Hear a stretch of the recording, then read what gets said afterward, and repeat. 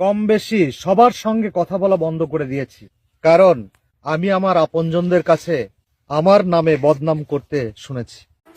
অনেক রাত পর্যন্ত তারাই জেগে থাকে যারা আজ পর্যন্ত জীবনের হিসাব মিলাতে পারেনি।